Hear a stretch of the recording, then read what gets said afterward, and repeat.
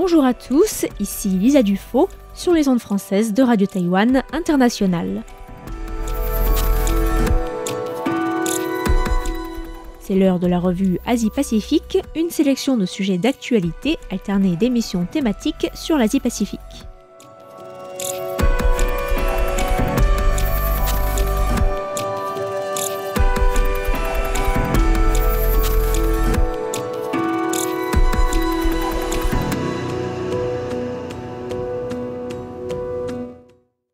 Bonjour à tous et bienvenue dans la revue Asie-Pacifique de cette semaine.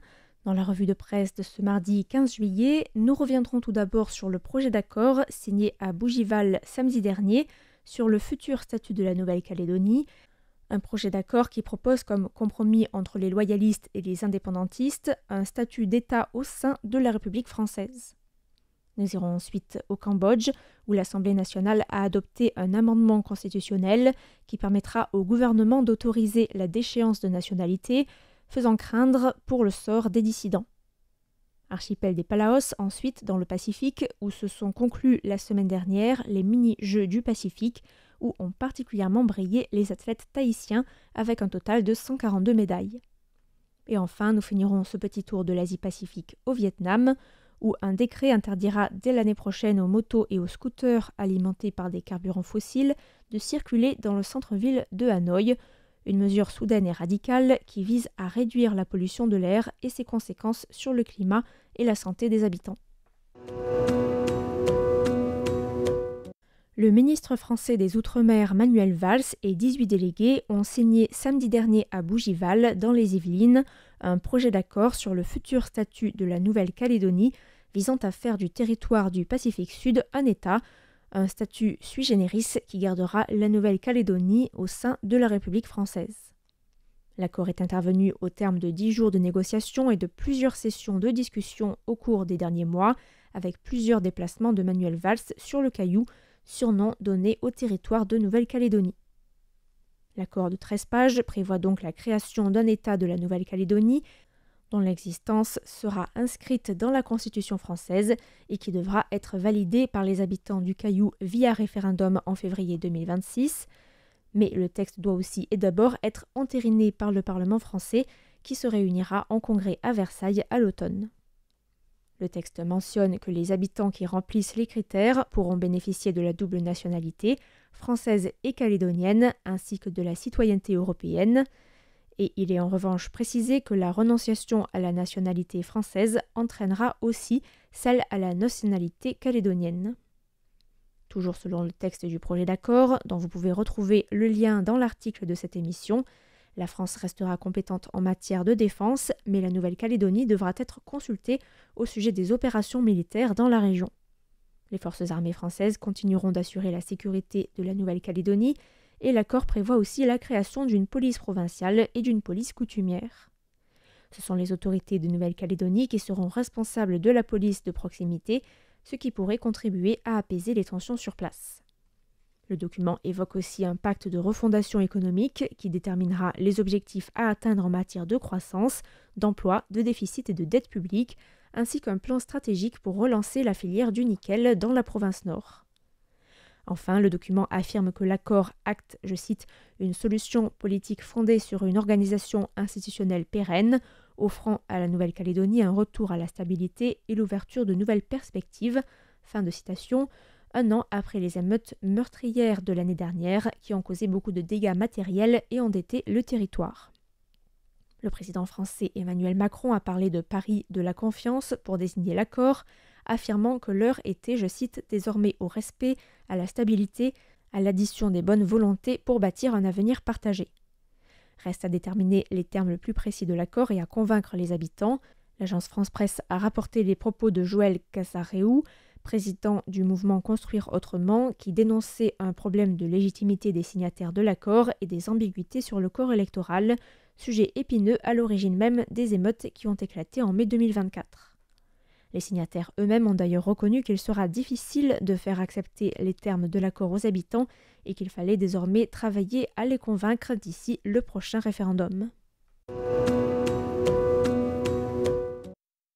L'Assemblée nationale cambodgienne a annoncé vendredi dernier à l'unanimité un amendement constitutionnel qui va permettre au gouvernement de créer une loi pour retirer la citoyenneté des personnes jugées coupables de conspiration avec des États étrangers en vue de nuire à l'intérêt national. Les autorités cambodgiennes visent les personnes nées avec la citoyenneté cambodgienne, les personnes bénéficiant de la double nationalité, ayant la nationalité cambodgienne ou encore les personnes naturalisées. L'amendement est venu modifier l'article 33 de la Constitution qui dispose qu'aucun citoyen khmer ne peut être déchu de sa nationalité, exilé ou extradé vers un autre pays, sauf accord mutuel. L'article précise aussi que les citoyens khmers vivant à l'étranger sont protégés par l'État.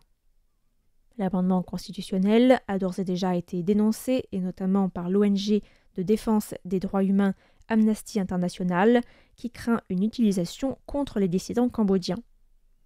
Cité par l'agence Associated Press, le directeur régional de la recherche au sein de l'ONG, Montse Ferrer, s'est dit inquiet pour l'opposition au parti au pouvoir, qui règne sans partage sur le pays, et notamment pour certains dissidents qui pourraient ainsi devenir apatrides. Le Premier ministre cambodgien Hun Manet a quant à lui assuré que les patriotes n'avaient pas à s'inquiéter de cette nouvelle mesure. Notons enfin que l'adoption de cet amendement constitutionnel intervient dans un climat de tension avec le voisin thaïlandais, après une période de tensions frontalières qui ont fait un mort du côté de l'armée cambodgienne.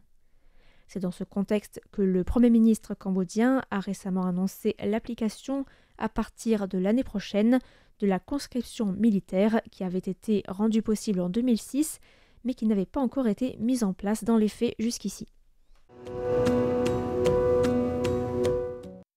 Les mini-jeux du Pacifique, qui se sont tenus dans l'archipel des Palaos du 26 juin au 9 juillet, se sont achevés mercredi dernier avec Tahiti en tête du classement. La collectivité d'outre-mer de la Polynésie française a en effet raflé un total de 142 médailles, dont 72 d'or, 41 d'argent et 29 de bronze. Les mini-jeux du Pacifique ont rassemblé des athlètes de 23 pays et territoires du Pacifique, comme les îles Marshall, les Tuvalu, Tokelau, les États fédérés de Micronésie ou encore la Nouvelle-Zélande et Wallis et Futuna. 12 sports étaient au programme avec tir à l'arc, athlétisme, baseball, softball, natation, beach volley, judo, tennis de table, triathlon, volleyball, haltérophilie, lutte et lutte de plage, mais aussi va'a, un sport de course en pirogue polynésienne. Les Fidji ont terminé deuxième avec 27 médailles d'or, 30 d'argent et 24 de bronze, suivi des Samoa avec 27 or, 14 argent et 20 bronze, puis de l'Australie avec 24 or, 29 argent et 26 bronzes. Et c'est la Papouasie-Nouvelle-Guinée qui clôt le top 5 du classement avec notamment 22 médailles d'or. Les Jeux se sont conclus mercredi dernier avec une cérémonie lors de laquelle le drapeau de l'événement a été transmis aux îles Cook qui accueilleront la prochaine édition en 2029, tandis que c'est Tahiti qui organisera les Jeux du Pacifique en 2027. Au Vietnam, un décret qui consiste à interdire les motos et les scooters utilisant des carburants fossiles dans le centre de Hanoï a été promulgué dans l'objectif de réduire la pollution de l'air. Le décret, signé par le Premier ministre Pham Minh Chinh, concerne pour l'instant la zone du centre-ville où se trouvent de nombreux commerces et entrera en vigueur à partir de juillet 2026.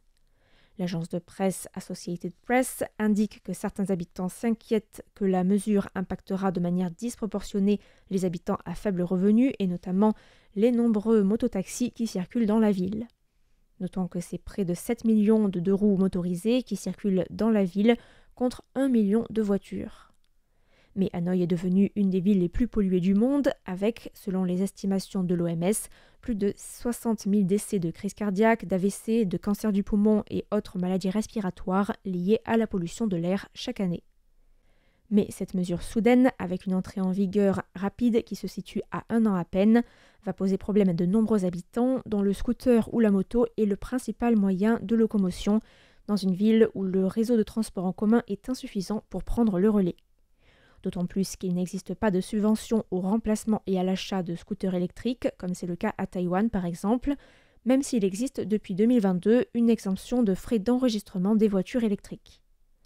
Associated Press précise que la deuxième phase du plan, qui interviendra en janvier 2028, étendra la zone géographique concernée et inclura aussi les voitures privées alimentées au gaz.